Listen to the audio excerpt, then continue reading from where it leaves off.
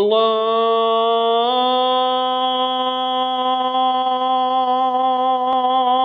أكبر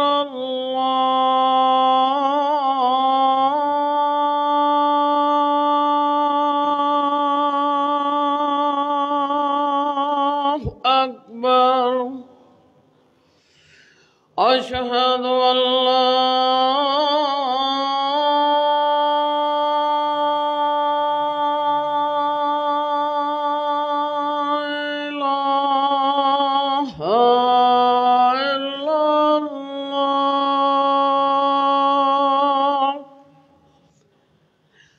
أشهد أن لا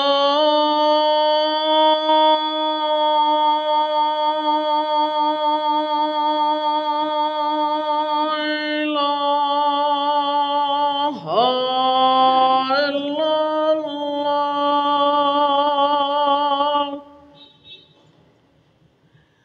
أشهد أن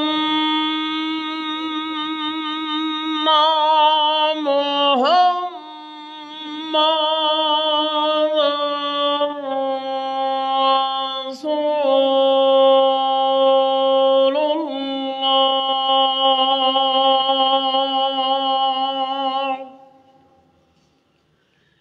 أشهد أن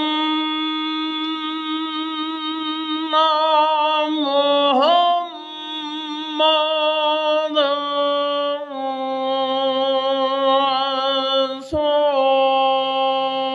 رسول الله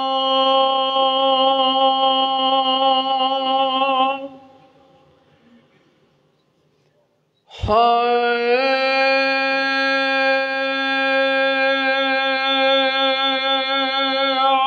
على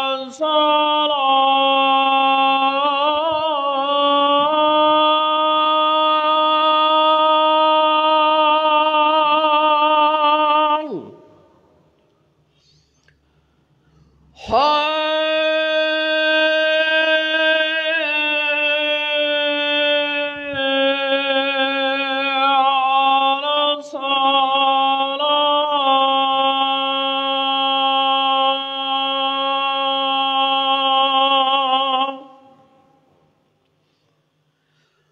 حي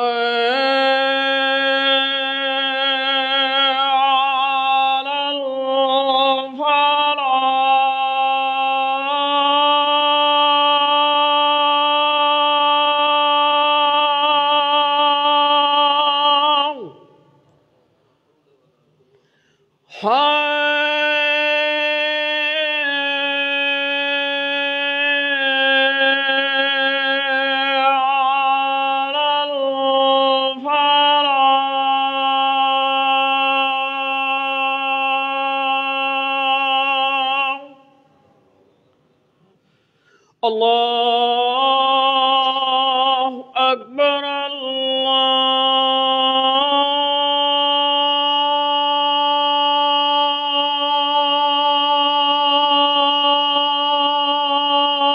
الله أكبر لا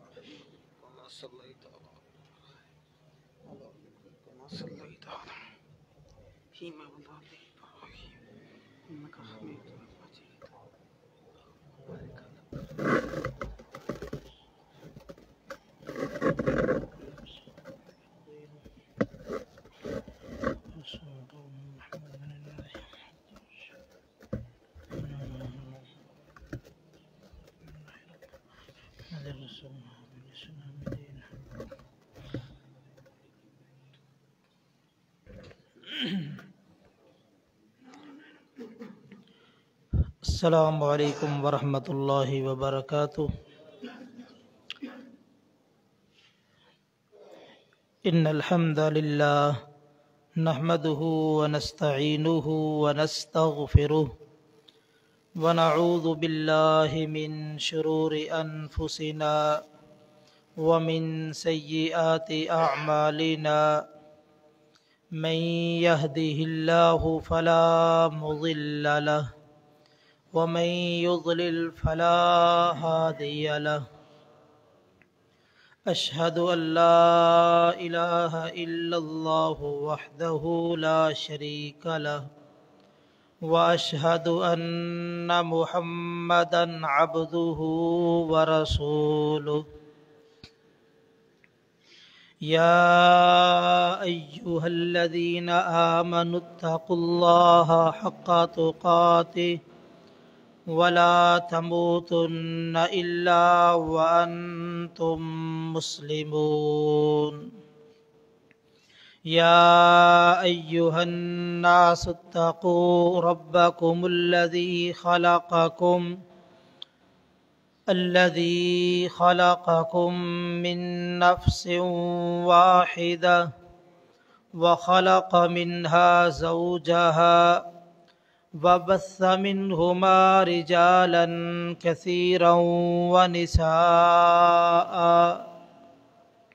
واتقوا الله الذي تساءلون به والأرحام إن الله كان عليكم رقيبا يا أيها الذين آمنوا اتقوا الله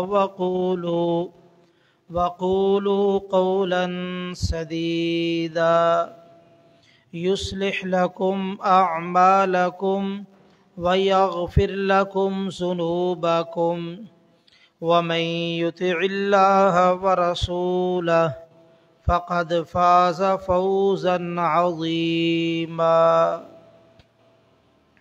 أما بعد فإن خير الحديث كتاب الله وخير الهدي هدي محمد صلى الله عليه وآله وسلم وشر الأمور محدثاتها وكل محدثة بدعة وكل بدعة ضلالة وكل ضلالة في النار من يطع الله ورسوله فقد رشد واهتدى ومن يعص الله ورسوله فقد ضل وغوى رب اشرح لي صدري ويسر لي أمري واحلل عقدة من لساني يفقه قولي رب زدني علما رب أوزعني أن أشكر نعمتك التي أنعمت علي وعلى والدي وأن أعمل صالحا ترضاه وأصلح لي في ذريتي إني تبت إليك وإني من المسلمين اللهم صل على محمد وعلى آل محمد كما صليت على إبراهيم وعلى آل إبراهيم إنك حميد مجيد اللهم بارك على محمد وعلى آل محمد كما باركت على إبراهيم وعلى آل إبراهيم إنك حميد مجيد أما بعد فأعوذ بالله السميع العليم من الشيطان الرجيم من همزه ونفخه ونفثه بسم الله الرحمن الرحيم یا ایہا الذین آمنوا ادخلوا فی السلم کافہ ولا تتبعوا خطوات الشیطان انہ لکم عدو مبین۔ اے ایمان والو، اسلام میں پورے کے پورے داخل ہو جاؤ اور شیطان کے قدموں کی پیروی نہ کرو، بے شک وہ تمہارا واضح دشمن ہے۔ جملہ تعریفات کے لائق اللہ وحدہ لا شریک کی ذات ہے، جو ہمارا خالق، مالک، داتا، رازق، مشکل کشا اور حاجت روا ہے۔ اس مالک کا بہت بڑا احسان ہے جس اللہ خالق و مالک نے ہمیں انسان بنایا، مسلمان بنایا، اپنے محبوب پیغمبر امام الانبیاء، سید الانبیاء، خاتم الانبیاء حضرت محمد الرسول اللہ صلی اللہ علیہ وآلہ وسلم کا امتی بنایا۔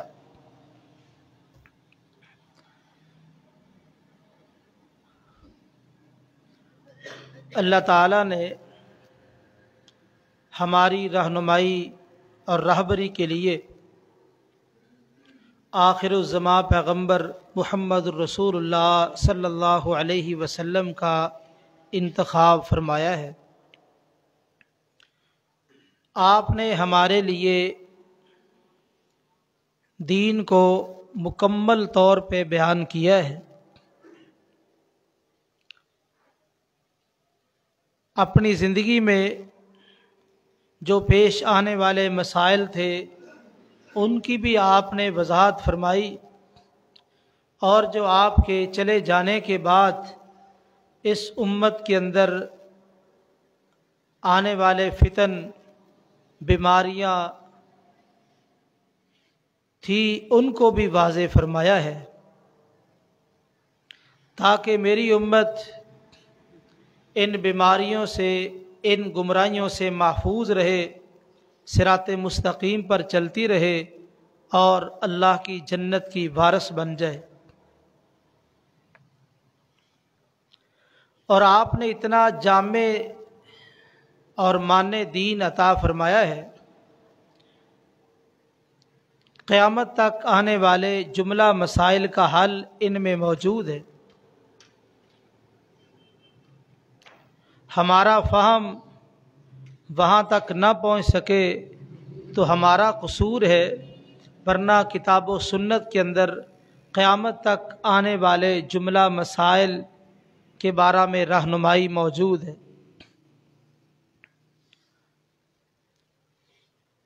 آپ نے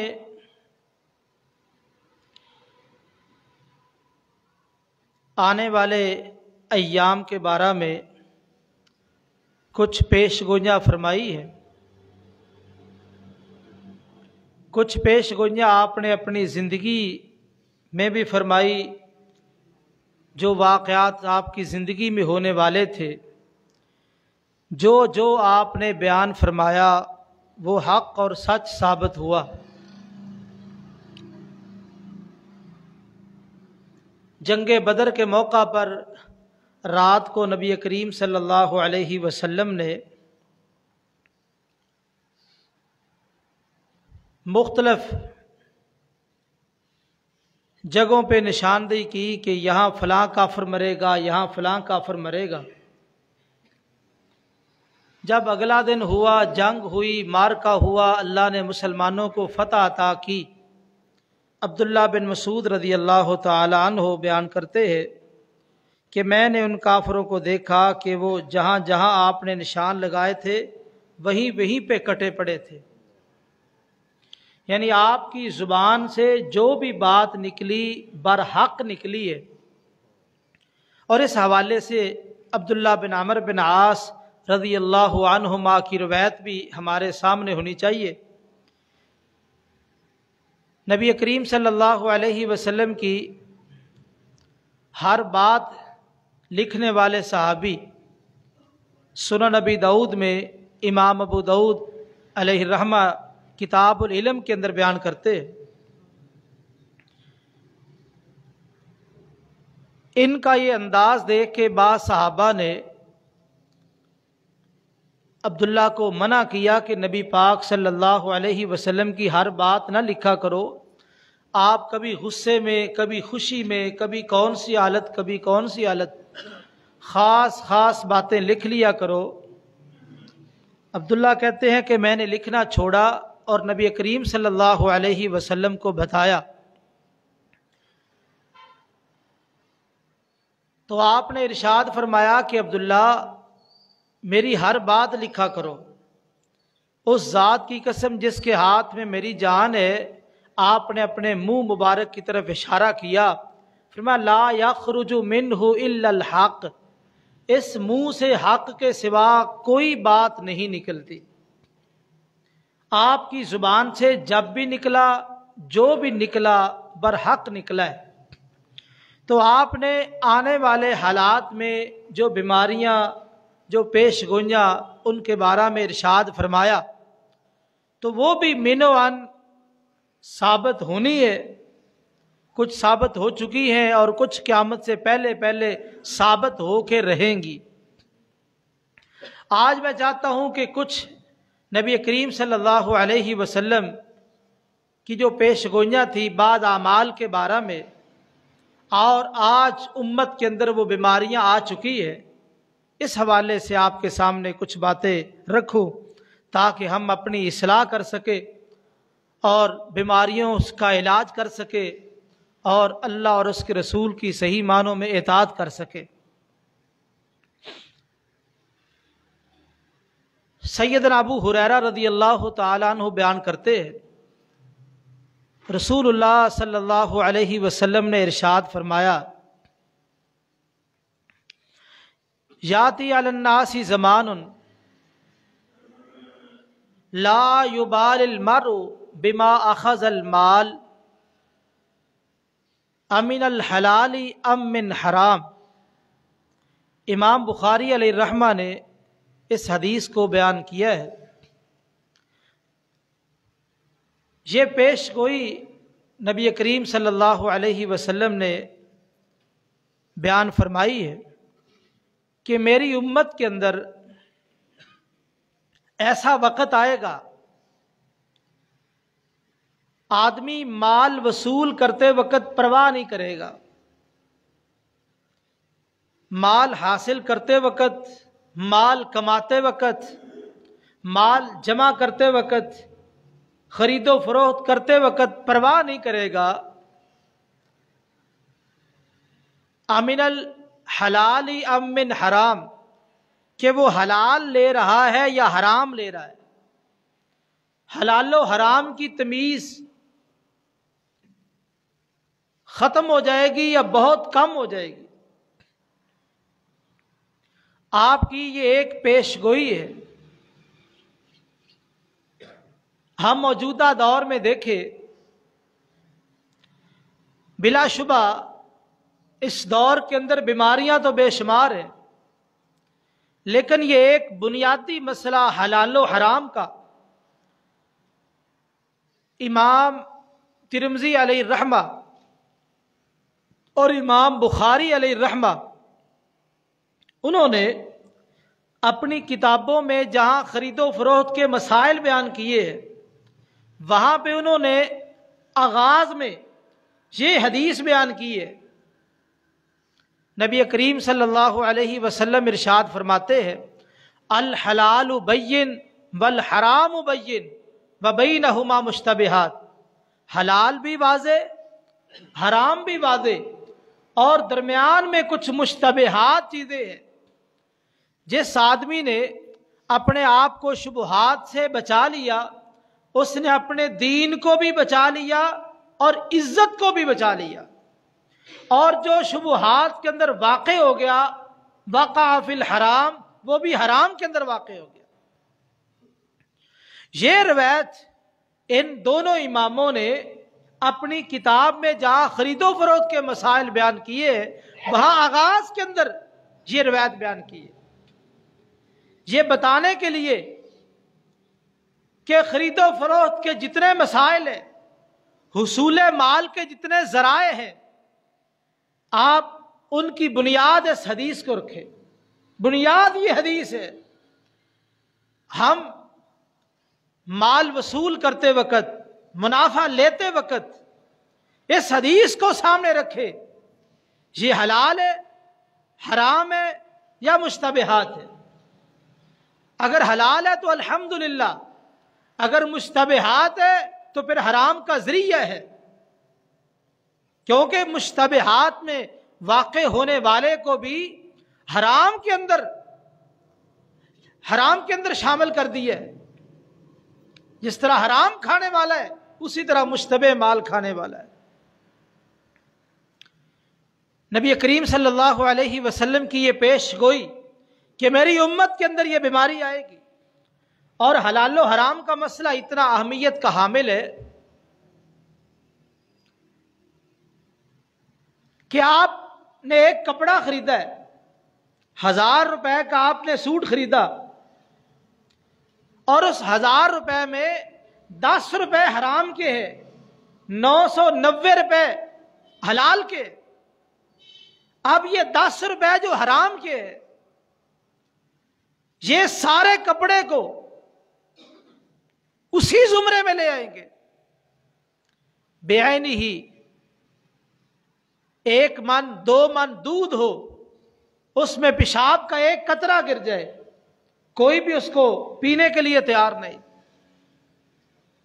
وہ استعمال کے قابل نہیں ہے۔ کیوں؟ اس کے اندر حرام کا ایک قطرہ گر گیا ہے، حالانکہ وہ لاکھوں قطرات ہیں، لیکن ایک قطرہ گرنے پہ جو ہمیں نظر آ رہا ہے ظاہری طور پہ، ہم اس دودھ کو پیتے نہیں، اور یہ باطنی قطرہ ہے حرام۔ آپ کھانا کھا رہے ہیں، اس کھانے پہ جو پیسے لگے سارے حلال کے ہیں، 5-10 روپے حرام کے ہیں، یہ سارا کھانا ہی آپ کا حرام کا۔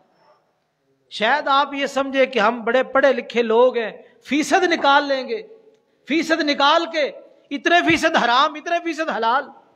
یاد رکھیے، مشتبہات کو حرام کے ساتھ ملایا گیا ہے، اور جس مال کے ساتھ حرام مال مل جائے وہ مال سارے کا سارا حرام ہو جاتا ہے۔ نبی کریم صلی اللہ علیہ وسلم کی پیش گوئی دیکھیے اور ہمارے معاشرے کی صورتحال دیکھیے۔ مخصوص دیندار لوگوں کو چھوڑ کے آپ تھوڑا سا باہر نکلیے، لوگوں کے ہاں یہ تصور ہی نہیں ہے، حلال و حرام کوئی پروگرام ہی نہیں ہے۔ حصول مال، میری کوٹھی میرا بنگلہ بننا چاہیے، میری گاڑی اچھی ہونی چاہیے۔ اب یہ دیکھیے، بینکوں سے گاڑیاں لی جا رہی ہے، سارا سودی نظام ہے۔ اگر گاڑی نئی نہ ہو، ماڈل پرانا بھی ہو، تو اس میں کیا حرج ہے؟ پرانی گاڑی پہ بھی آدمی سواری کر سکتا ہے۔ ضرور نئی گاڑی لے کے اللہ اور اس کے رسول سے کی دشمنی مول لینی ہے؟ کتنے لوگ ہیں، اور پھر مسائل پوچھتے ہیں جی پھنس کے اب کیا کریں، اب کیا کریں؟ میرے بھائیوں، نبی کریم صلی اللہ علیہ وسلم کی پیش گوئی، آج امت مسلمہ کی اکثریت اس بیماری میں دب چکی ہے، اور یہ حلال و حرام کا فرق اور امتیاز ختم ہو چکا ہے۔ الا ماشاء اللہ چند لوگ ہیں جو آج بھی حلال و حرام کی تمیز رکھتے ہیں۔ آپ کی یہ پیش گوئی اس کو سامنے رکھے اور معاشرے پہ نظر دوڑائے، پھر خود ہی فیصلہ کرے کہ نبی کریم صلی اللہ علیہ وسلم کی زبان سے جو جملہ نکلا ہے وہ حقیقت پہ مبنی ہے۔ اور دوسری پیش گوئی جو آپ نے آنے والے حالات میں کے بارے میں ارشاد فرمائی، فرمایا تداعی علیکم الامم یوشکو، قریب ہے کہ امتیں تم پہ ٹوٹ پڑے، لوگ تم پہ ٹوٹ پڑے جس طرح بھوکے لوگ دسترخوان پہ ٹوٹ پڑتے ہیں۔ صحابہ نے پوچھا حضور اس وقت ہماری تعداد تھوڑی ہوگی؟ فرمایا نہیں، تم اس وقت تعداد میں بہت زیادہ ہوگے، لیکن تمہاری حیثیت سیلاب پانی کے اوپر جو تنکے ہوتے ہیں ان تنکوں کی طرح ہوگی، تمہاری دنیا میں حیثیت نہیں ہوگی، لوگ ٹوٹ پڑیں گے، جہاں جائیں گے ظلم کریں گے، اللہ تعالیٰ تمہارے دشمنوں کے دلوں سے تمہارا رعب، تمہارا ڈر ختم کر دیں گے، اور اللہ تعالیٰ تمہارے اندر وہن کی بیماری ڈال دیں گے۔ پوچھا گیا حضور وہن کی بیماری کیا ہے؟ آپ نے وضاحت فرمائی حب الدنیا و کراہیت الموت، دنیا کی محبت اور موت سے نفرت، یہ وہن کی بیماری ہے۔ دنیا سے پیار، اور ایسا پیار جو اللہ اور اس کے رسول سے غافل کر دے، ایسی محبت جو انسان کو بے دین بنا دے، ایسی دنیا کی محبت وہ انسان کے لیے تباہ کن ہے۔ وکراہیت الموت، اور موت سے نفرت۔ ایک بظاہر موت سے نفرت ہے کہ ہر بندہ یہ چاہتا ہے کہ مجھے لمبی زندگی ملے، میں نیک عمل کر لوں، مرنا پسند نہیں، یہ اور چیز ہے۔ موت سے نفرت، اس کا معنی یہ ہے جب اس کے پاس فرشتے اللہ کا پیغام لے کے آتے ہیں، موت کا پیغام آتا ہے، اس وقت جب اللہ کی طرف سے ناراضگی کا اظہار ہوتا ہے، اس وقت وہ بڑی نفرت کرتا ہے، لیکن اس وقت نفرت کسی کام کی نہیں ہے۔ ایک معنی یہ ہے۔ دوسرا معنی یہ ہے کہ وہ موت کے بعد آنے والے حالات کی تیاری نہیں کریں گے، دنیا کی فکر، اور دنیا کے اندر اپنا مقام و مرتبہ، عالی شان بنگلہ اور بہترین گاڑی کے حصول کے لیے تگود و محنت، یہی حب الدنیا، دنیا سے اس قدر محبت کہ اس نے آخرت بھلا دی ہے۔ جب امت مسلمہ کے اندر یہ وہن کی بیماری آئے گی، دنیا کی محبت اور موت سے نفرت، اس وقت کافر لوگ اس طرح امت محمدیہ پہ ٹوٹ پڑیں گے جس طرح بھوکے دسترخوان پہ ٹوٹ پڑتے ہیں۔ آج آپ دیکھ لیں امت مسلمہ کی کیا صورتحال ہے۔ انڈیا میں، کشمیر میں، برما میں، فلسطین میں، چیچنیا میں، بوسنیا میں کیا صورتحال ہے، اور ادھر ہمارے پاکستان میں بھی کتنے ایسے وارداتیں، مسلمانوں کا خون بالکل ہلکا ہو چکا ہے، کوئی پوچھنے والا نہیں۔ جو عدالتیں ہیں وہ ایک مخصوص طبقے کے لیے ہے، مخصوص طبقے کی غلام عدالتیں ہیں، کون ہے پوچھنے والا؟ یاد رکھیے یہ کوئی انوکھی بات نہیں، محمد رسول اللہ صلی اللہ علیہ وسلم نے اس کی پہلے پیش گوئی فرما دی ہے۔ یہ وقت آنا ہی آنا تھا، اور ہماری بد نصیبی کی ہماری زندگیوں میں آ گیا۔ عدالتیں لونڈیاں ہیں چند لوگوں کی، چند اداروں کی، عالمی سطح پہ آج مسلمان غلامی کی زندگی بسر کر رہے ہیں۔ ہر کوئی سہارا تلاش کرتا ہے، کوئی یہود کا، کوئی عیسائیوں کا، یہ مسلمانوں کی زندگی ہے۔ یہ پیش گوئی بھی اگر ہم اس پہ غور کریں، جو نبی کریم صلی اللہ علیہ وسلم نے ارشاد فرمایا کہ کافر لوگ ٹوٹ پڑیں گے، باقی قومیں ٹوٹ پڑیں گی، جہاں چاہیں گے ظلم کریں گے۔ افغانستان میں کیا نہیں ہوا، ہمارے پاکستان کے اندر جو صورتحال پہلے تھی مشرف دور سے پہلے، اب 20 سال کے بعد ہم کہاں کھڑے ہیں؟ کس قدر تبدیلیاں پاکستان میں آئی ہے، یعنی آئے روز تبدیلیاں۔ اور یہ بھی بلوچستان کا مسئلہ، آئے روز وہاں فتن، طرح طرح کے فتنے رونما ہوتے ہیں۔ یہ ساری وہ چیزیں ہیں نبی کریم صلی اللہ علیہ وسلم نے آگاہ فرمایا ہے، ہم تو شاید یہ سمجھتے ہیں فلاں کی غلطی ہے، فلاں کی کوتاہی ہے، فلاں کا جرم ہے، فلاں کا قصور ہے. نہیں، محمد الرسول اللہ صلی اللہ علیہ وسلم نے فلاں فلاں کا جرم نہیں بیان کیا. یہ جرم میرا اور آپ کا ہے، حب الدنیا و کراہیت الموت. آج ہم دنیا کی محبت میں اس قدر ڈوب چکے، مستغرق ہو چکے، ہمیں آخرت کی فکر ہی نہیں ہے. مسجدیں خالی ہے، مدارس خالی ہے، اور آپ کلبوں میں چلے جائیں، پارکوں میں چلے جائیں، اور دوسری تیسری جگہ پہ جہاں بدماشی اور فحاشی کے اڈے، وہاں راشی ختم نہیں ہوتا. اور اسی طرح مارکیٹوں میں چلے جائیں شام کو، یہ کھانے پینے کے سلسلے، یار پہلے بھی تو لوگ جیتے تھے، ہم انوکھے اس دنیا میں آئے. بس کھانے کی لذتیں ہمیں یاد رہتی ہے، انہی کاموں میں ہم مشہور رہتے ہیں. نمازوں کا بیڑا غرق ہو رہا ہے، نمازیں برباد ہو رہی ہے، اور دین تباہ ہو رہا ہے، اور دینداری ختم ہو رہی ہے. ہمیں یہی فکر ہے، ناشتہ فلاں جگہ کرنا ہے، کھانا فلاں جگہ کھانا ہے، ساری عمر ذائقوں کے پیچھے. حب الدنیا، یہ دنیا جس نے آج ہمیں برباد کیا ہے.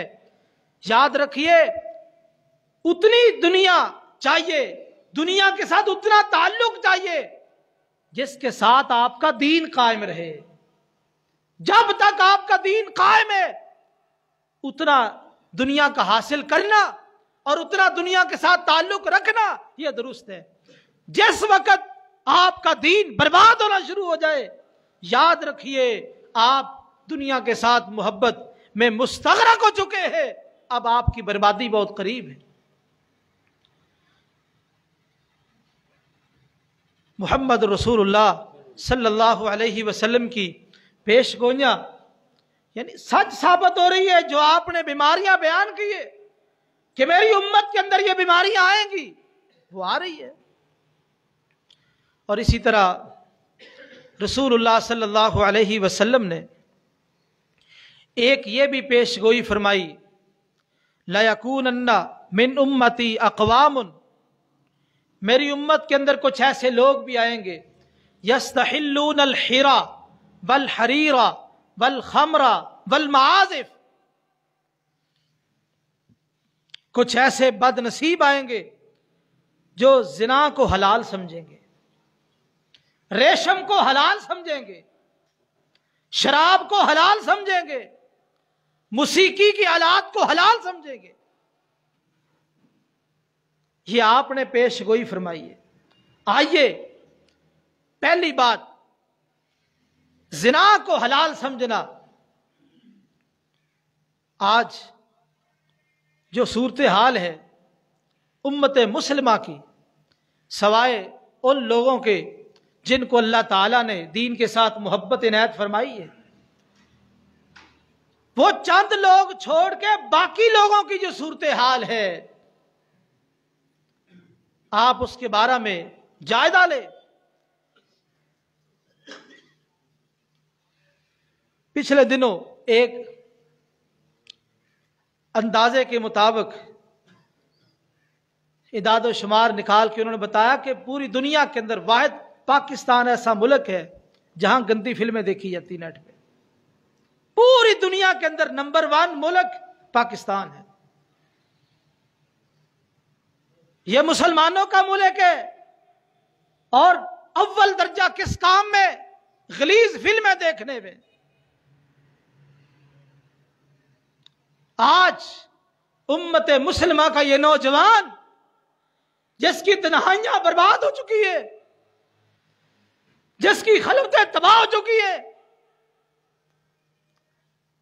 آج جس کے شب و روز بدل چکے، یہود و نصارہ نے ہمارے ساتھ ایسا کھیل کھیلا ہے، اپنی تاریخ کو بھول چکے ہیں. اور جو لوگ دن رات اس فحاشی اور عریانی میں ڈوبے ہوئے ہیں، تو پہلے تو وہ گناہ سمجھیں گے، بالآخر جب بار بار گناہ کیا جائے تو اس گناہ کی ہیبت ختم ہو جاتی ہے. جب گناہ کی ہیبت ختم ہو جائے آہستہ آہستہ انسان اس گناہ کو حلال سمجھنے لگ جاتا ہے. یہ تو گناہ ہی کوئی نہیں ہے. ریشم کو حلال سمجھیں گے. اب ریشم کی صورتحال، ہم تو درمیانے طبقے کے لوگ ہیں یا غریب لوگ ہیں، جو مالدار ہیں ان کے سامنے تو مسئلہ ہی کوئی نہیں ہے. اور اسی طرح تیسری چیز والخمرہ، شراب کو حلال سمجھیں گے تو ہمارے ملک میں بھی ایک بوتل کی تو اجازت دی گئی. شادی ہالوں کے اندر جا کے دیکھ لے، وہاں سر عام شراب چل رہی ہوتی ہے. کون ہے پوچھنے والا؟ جو ادارے ذمہ دار تھے ان کو ساتھ ملوث کر لیا گیا. اور میں نے آپ کو بتایا تھا کوئٹہ کے اندر جو شراب پکڑی گئی، صحافی کا بیان تھا ایک ایک بوتل 35-35 ہزار 25-25 ہزار کی ایک ایک بوتل. اور جو ویڈیو کے اندر بوتلیں نظر آ رہی تھی ہزاروں کی تعداد میں بوتلیں تھیں. یہ کن کے لیے شراب آئی؟ کہاں گئی؟ کون لے گیا؟ یہ مسلمانوں کا ملک ہے. لیکن شراب جو شریعت کے اندر حرام ہے، نبی کریم صلی اللہ علیہ وسلم نے فرمایا کل مسکر خمر، ہر نشاور چیز شراب ہے. وکل مسکر حرام، اور ہر نشاور چیز حرام ہے. شراب، اس کے علاوہ کتنے ایسے نشے ہیں جو میرے اور تیرے ملک میں موجود ہے. دور نہ جائیے، یہ سگریٹ نوشی، تمباکو کتنا عام ہے، سر عام دکانوں پہ بک رہا ہے، کوئی روکنے والا نہیں. یہ ساری چیزیں نشے کے اندر شامل ہے اور یہ ساری چیزیں حرام ہیں. جو محمد رسول اللہ صلی اللہ علیہ وسلم کی پیش گوئی تھی وہ آج ہمیں سچ ہوتی نظر آ رہی ہے. آج نشہ آور چیزیں، چلو باقی چیزوں پہ پابندی ہے، یہ سگریٹ نوشی پہ کون پابندی لگائے؟ حرام ہے، اسی طرح جس طرح شراب حرام ہے. والمعازف، موسیقی کی آلات، ان کو لوگ حلال سمجھ لیں گے. آج آپ دیکھ لیں نعتوں کے ساتھ یہ دف کے سلسلے، موسیقی کے سلسلے کتنے عام ہیں. 25-20 سال پہلے یہ سلسلہ تھا. دن بدن آج فتوی بازی ہو رہی ہے، دف جائز ہے. دف کے جواز کے ساتھ ساتھ ہم کہاں سے کہاں تک پہنچ گئے. محمد رسول اللہ صلی اللہ علیہ وسلم نے ارشاد فرمایا سیکون فی امتی خسف و قذف و مسخ، ان قریب میری امت کے اندر لوگوں کو دھنسایا جائے گا اور آسمان سے پتھروں کی بارش برسائی جائے گی اور لوگوں کی شکلیں بگاڑی جائے گی. پوچھا گیا حضور و متی ذالک یا رسول اللہ، اللہ کے رسول یہ کب ہوگا؟ آپ نے فرمایا اذا ظہرت القینات، جب گانے والی عام ہو جائیں گی، والمعازف، موسیقی کی آلات عام ہو جائیں گے. آج میرے اور تیرے ملک میں چھپنے والے اخبارات، فحاشی پھیلانے والے اخبارات، بدماشی اور عریانی پھیلانے والے اخبارات، جھوٹ کو سچ اور سچ کو جھوٹ بنانے والے اخبارات، اور اس ملک میں آج جو عریانی ہے، بغیرتی ہے، دیوسی ہے، اس میں اخبار کا مرکزی کردار ہے اور میڈیا کا مرکزی کردار ہے. میڈیا کا مقصد تو یہ تھا کہ لوگوں کے مسائل حکمرانوں کے سامنے پیش کر کے ان کی اصلاح کی جائے، لیکن اس کے ضمن میں آج کوئی بھی اخبار اٹھائے، آپ اپنے بیٹی کے سامنے اس مکمل اخبار کو دیکھ نہیں سکتے. اتنی فحش تصاویر. یہ کون سا ملک ہے؟ پاکستان. پاکستان جو ہر عیب سے، جو ہر برائی سے، جو ہر گناہ سے، ہر جرم سے پاک ہے. اس پاکستان کے اخبار کا یہ حال ہے. اور پھر میڈیا پہ جو ہو رہا ہے ڈراموں کے نام سے، وہ تو خیر بہت دور کی داستان ہے۔ آج موسیقی کے آلات کو اور آج اس بے حیائی اور فحاشی کو کس طرح عوام کے اندر رواج دیا گیا، اور یہ دن بدن سلسلہ بڑھتا جا رہا ہے، اور یہ ہوگا، ختم نہیں ہوگا، کیونکہ محمد رسول اللہ صلی اللہ علیہ وسلم کی پیش گوئی ہے۔ ہم نے اپنے آپ کو بچانا ہے، ہم نے اپنے آپ کو محفوظ رکھنا ہے، یہ سلسلے ختم نہیں ہوں گے۔ ہم نے اپنی طرح کی اپنے اعتبار سے محنت کرنی ہے، اپنے آپ کو بھی بچانا ہے، اپنی اولاد کو بھی اور اپنے ساتھیوں کو بھی بچانا ہے، ورنہ قیامت کا ماحول اسی طرح بنے گا۔ محمد رسول اللہ صلی اللہ علیہ وسلم کی زبان سے نکلی ہوئی باتیں وہ حقیقت میں مبنی ہے، وہ ثابت ہو کے رہے گی۔ اور اسی طرح محمد رسول اللہ صلی اللہ علیہ وسلم کی ایک پیش گوئی یہ بھی ہے، فرمایا لا تقوم الساعہ حتی یتباہ الناس علی المساجد، قیامت قائم نہیں ہوگی حتیٰ کہ لوگ مساجد کے اوپر فخر کریں گے، میری مسجد بڑی ہے، میری مسجد بڑی ہے، ہماری مسجد بڑی خوبصورت ہے، اس میں بڑی ٹائل اچھی لگی ہے۔ آج مسجدوں کو جو مزین کیا جا رہا ہے، محمد رسول اللہ صلی اللہ علیہ وسلم نے ارشاد فرمایا مجھے مسجدوں کو چونا گاچ بنانے کا حکم نہیں دیا گیا۔ آج مسجدوں پہ اتنا پیسہ لگ رہا ہے۔ پچھلے دنوں ہم گوجرا میں گئے، وہاں انہوں نے مسجد بنائی 6-7 مرلے جگہ، اور اتنا پیسہ لگایا آپ سوچ نہیں سکتے۔ ہماری بھی سوچ آج ایسی بن چکی، اللہ کا گھر ہے، خوبصورت ہونا چاہیے، لیکن آباد کس نے کرنا ہے؟ یہ مسجدیں تو آباد ہوتی ہیں نمازیوں کے ساتھ، مسجدیں آباد ہوتی ہیں طلباء کے ساتھ۔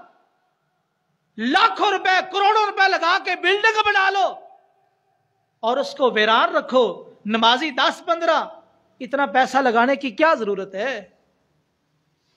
آج امت مسلمہ کے اندر آپ دیکھ لیں مقابلہ بازی ہے، اس کی مسجد کا مینار 100 فٹ ہے، میں نے 120 فٹ بنانا ہے، اس نے 120 فٹ مینار بنایا، میں نے 150 فٹ بنانا ہے، یہ مقابلے بازی۔ اس نے فلاں ٹائل لگائی، میں نے فلاں لگانی ہے، اس نے فلاں پتھر لگوایا، میں نے فلاں لگوانا ہے۔ قیامت کے قریب محمد رسول اللہ صلی اللہ علیہ وسلم نے فرمایا یہ امت کے اندر بیماری آ جائے گی، آ چکی ہے، دیکھ رہے ہیں آپ۔ اور اسی طرح محمد رسول اللہ صلی اللہ علیہ وسلم نے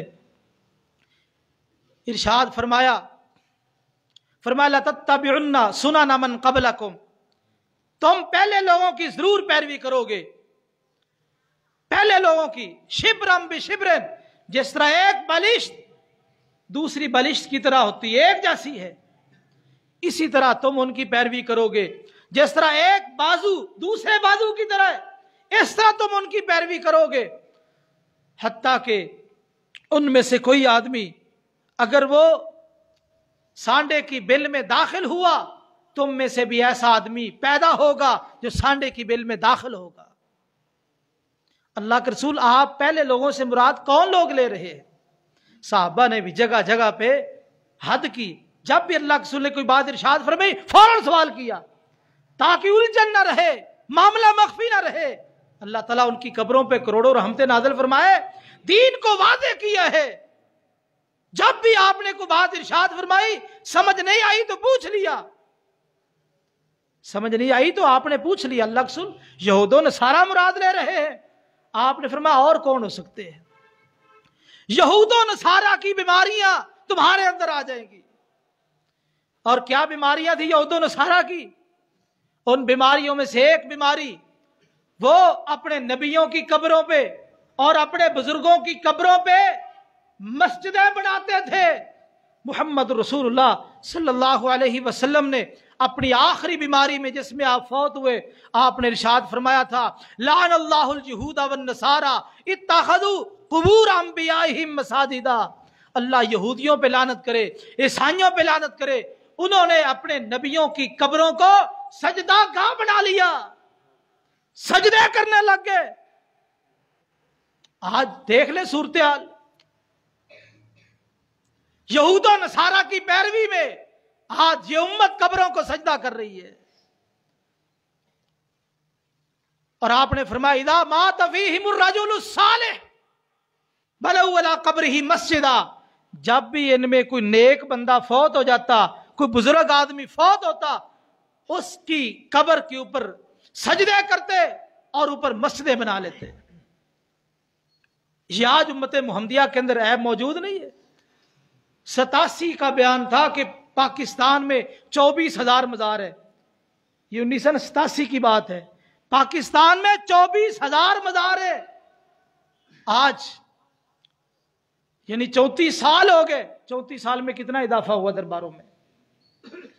جہاں سجدے ہو رہے ہیں غیر اللہ کو، ہے پاکستان، لیکن جگہ جگہ قدم قدم پہ شرک کے اڈے کھلے ہیں۔ کون ہے پوچھنے والا؟ محمد رسول اللہ صلی اللہ علیہ وسلم نے پیش گوئی فرما دی، تم یہود و نصارہ کی پیروی کرو گے، اور اسی طرح یہود و نصارہ کے اندر علماء کی تقلید تھی، ائمہ کی تقلید تھی، اس امت کے اندر بھی یہ تقلید ہوگی اور ہے۔ عدی بن حاتم رضی اللہ تعالیٰ عنہ جب نبی کریم صلی اللہ علیہ وسلم کے پاس آئے، ان کے گلے میں سونے کی سلیب تھی، فرمایا علی اتار دو، عدی اتار دو اس کو، فوراً اتار دی۔ آپ نے یہ آیت پڑھی اتخذوا احبارہم ورہبانہم اربابا من دون اللہ، سورۃ توبہ کی آیت ہے۔ یہود و نصارہ نے اپنے مولویوں کو، درویشوں کو رب بنا لیا۔ عدی بن حاتم کہتے اللہ رسول ہم نے تو رب نہیں بنایا تھا، قرآن کہتا رب بنا لیا۔ فرمایا مجھے یہ بتا، جب تمہارے مولوی کسی چیز کو حلال کرتے تھے تم حلال سمجھتے تھے؟ جی سمجھتے تھے۔ جب حرام کرتے تھے تم حرام سمجھتے تھے؟ جی سمجھتے تھے۔ فرمایا فَتِلْكَ عِبَادَتُهُمْ إِيَّاهُمْ، یہی عبادت ہے کسی کو حلال و حرام کا درجہ دے دینا، جس کو وہ حلال کہے اس کو حلال سمجھنا، جس کو حرام کہے اس کو حرام سمجھنا، یہی ان کی عبادت ہے۔ آج کیا ہے؟ تقلید کسے کہتے ہیں؟ تقلید یہی ہے، قرآن کی بات چھوڑو، نبی کی بات چھوڑو، بس جو امام کی زبان سے نکل گیا دین وہ ہے۔ لوگوں حق کی بات یاد رکھو، قیامت والے دن گواہ رہنا، دین وہ ہے جو نبی کے توسط سے آیا ہے۔ ہمیں تختہ دار پہ لٹکا دو، سولی پہ لٹکا دو، ہم یہ اعلان بات کہتے رہیں گے، دین وہی ہے جو نبی کے واسطے اور وسیلے سے آیا ہے، یا نبی نے قرآن کی صورت میں دیا، یا نبی نے اپنے فرمان کی صورت میں دیا، یا نبی کی سنن موجود صحابہ نے بیان کی ہے۔ اس کے علاوہ کسی مولوی اور کسی مفتی کا فتویٰ دین نہیں بن سکتا۔ ہم اس دین کو ماننے کے لیے تیار ہی نہیں ہے۔ اور یاد رکھیے، پوری بصیرت کے ساتھ یہ بات کہتا ہوں، یہی صراط مستقیم ہے، کتاب و سنت کی پیروی یہی صراط مستقیم ہے۔ اور جو شیطان نے کہا تھا نا کہ میں صراط مستقیم پر بیٹھوں گا، قرآن مجید میں ہے لَأَقْعُدَنَّ لَهُمْ صِرَاطَكَ الْمُسْتَقِيمَ، اللہ میں تیرے سیدھے راستے پہ بیٹھوں گا۔ اور یاد رکھو لوگوں، پوری بصیرت کے ساتھ یہ بات کہہ رہا ہوں، صراط مستقیم نام ہے کتاب و سنت کی پیروی کا، اور شیطان اسی راستے پہ بیٹھا ہے، کسی دوسرے راستے پہ جانے کی شیطان کو ضرورت ہی نہیں ہے۔ اس نے گمراہ اسی کو کرنا ہے جو سیدھا جائے گا، جو رب کی طرف جائے گا، جو رسول کی طرف جائے گا۔ جو رب رسول کا راستہ چھوڑ کے پہلے ہی راستہ بدل چکا ہے، شیطان کو اس کے پاس جانے کی ضرورت ہی نہیں ہے۔ قرآن مجید سے ہمیں یہ بات معلوم ہو رہی ہے۔ آئیے نبی کریم صلی اللہ علیہ وسلم کی پیش گوئی کہ یہود و نصارہ نے اپنے مولویوں کو، علماء کو رب بنایا۔ اللہ کے رسول فرماتے میری امت کے اندر بھی ایسے لوگ آئیں گے، دیکھ لیں تقلید کا تصور ہمارے موجود ہے۔ یاد رکھیے، تقلید اس کا وجود نہ قرآن میں نہ حدیث میں ہے۔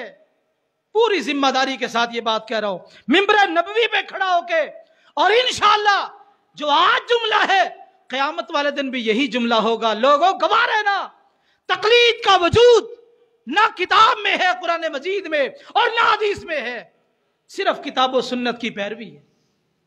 آپ نے پیش گوئی فرمائی، وہ سچ ثابت ہو گئی ہے۔ اور اسی طرح آپ نے فرمایا میری امت کے 73 فرقے ہوں گے، 72 جہنم میں جائیں گے، ایک جنتی ہوگا۔ پوچھا کہ حضور وہ کون ہے؟ فرمایا ما انا علیہ واصحابی، جس پر میں اور میرے اصحاب ہیں، جس پر میں اور میرے اصحاب ہیں۔ نبی کریم صلی اللہ علیہ وسلم کس طریقے پر قائم تھے؟ کس طریقے پر قائم تھے؟ جو پوری ذمہ داری کے ساتھ، یعنی آپ کتاب و سنت پر قائم تھے۔ ہمارے ہاں مروجہ مسالک میں سے کسی مسلک پہ نہ نبی قائم تھے نہ امتی قائم تھے۔ آپ کے جتنے امتی تھے اس وقت اصحاب رسول تھے، مروجہ مسالک میں سے کسی مسلک پہ قائم نہیں تھے، وہ قائم تھے کتاب و سنت پر، وہ پیروکار تھے قرآن اور حدیث کے۔ آئیے میرے بھائیوں، میں وہی دعوت دیتا ہوں۔ محمد رسول اللہ صلی اللہ علیہ وسلم نے فرمایا لا تزال طائفۃ من امتی ظاہرین علی الحق، ہمیشہ میری امت کے اندر ایک ایسا گروہ رہے گا جو حق پر قائم ہوگا۔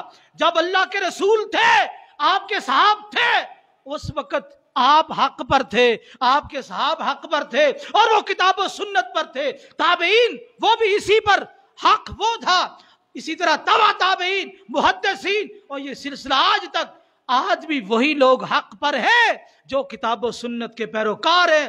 جو کتاب و سنت کے پیروکار نہیں، وہ حق پر نہیں ہے۔ دو ٹوک فیصلہ ہے، اور قرآن اور حدیث کا فیصلہ ہے، میری ذات کا مسئلہ نہیں ہے۔ تو میرے بھائیوں، آپ کے سامنے میں نے نبی کریم صلی اللہ علیہ وسلم کی وہ پیش گوئیاں جو آپ نے فرمائی تھی کہ میری امت کے اندر بیماریاں آئیں گی، وہ کچھ بیماریاں آپ کے سامنے ذکر کی ہیں۔ اللہ تعالی ہمیں ان سے محفوظ فرمائے، اللہ تعالی ہمیں ان بیماریوں سے محفوظ فرمائے، اور ان کا علاج یہ ہے ہم کتاب و سنت پر عمل کریں۔ ان ساری بیماریوں کا علاج ہم کتاب و سنت کے ساتھ عمل کریں۔ جس طرح نبی کریم صلی اللہ علیہ وسلم کے اصحاب نے کتاب و سنت پہ عمل کیا، ساری بیماریاں ہی دور ہو گئی، صحت یاب ہو گئے، شفا یاب ہو گئے، اور جنت کے اندر جنت کے مہمان بنے، بلکہ زمین پر چلتے تھے۔ رضی اللہ عنہم ورضوا عنہ، آسمان سے اعلان ہو گیا۔ تو میرے بھائیوں، اللہ سے دعا ہے اللہ تعالی ہمیں کتاب و سنت کا صحیح معنوں میں پیروکار بنائے، اور یہ جو پک ڈنڈیاں لوگوں نے بنا رکھی ہیں اللہ ہمیں ان سے محفوظ فرمائے، اور جو بیماریاں نبی کریم صلی اللہ علیہ وسلم نے بیان فرمائی ہے اللہ ہمیں جملہ بیماریوں سے محفوظ فرمائے۔ سبحان ربک رب العزت عما یصفون وسلام علی المرسلین والحمد للہ رب العالمین۔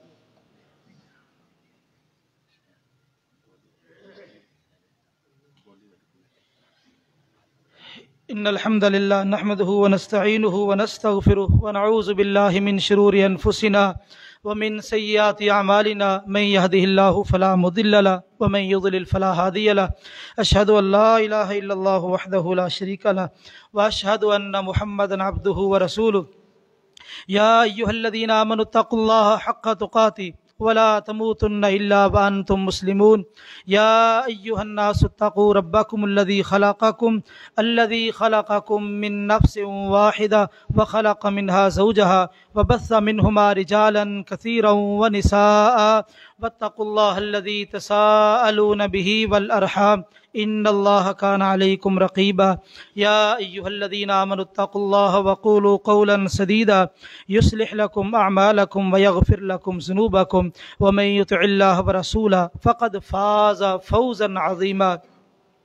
أما بعد فإن خير الحديث كتاب الله وخير الهدي هدي محمد صلى الله عليه وآله وسلم وشر الأمور محدثاتها وكل محدثة بدعة وكل بدعة ضلالة وكل ضلالة في النار۔